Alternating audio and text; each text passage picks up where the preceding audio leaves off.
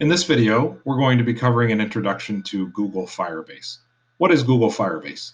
Many developers have heard a lot about Firebase and some of its capabilities. Prior to learning about the deployment methods with Firebase and some other Node.js-based development techniques, I was still using File Transfer Protocol, or FTP. However, with methods like FTP, you still end up losing sight of who uploaded what and when. Firebase is a web application platform created by Firebase Inc. in 2011. Google later acquired it in 2014, and since then, more than 18 services have been added to it, and more than 1.5 million applications have gone on to be hosted there.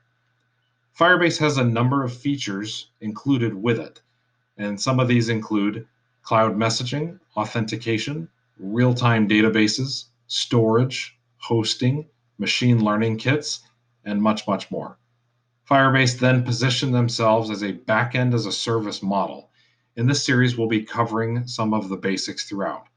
Some of the things we'll be going over include downloading and setting up of Node.js and Node Package Manager, the installation and configuring of VS Code, and I will also go over some of the basic extensions to help you work better, creating a Firebase account and our first project, installing Firebase tools and initiating our project with VS Code, creating a project tree, creating a website project within that tree, deploying our first project to Firebase, and finally with firebase.json, which is an included file in your Firebase setup, we'll be able to configure redirects, control HTML extensions with clean URLs, and control trailing slashes.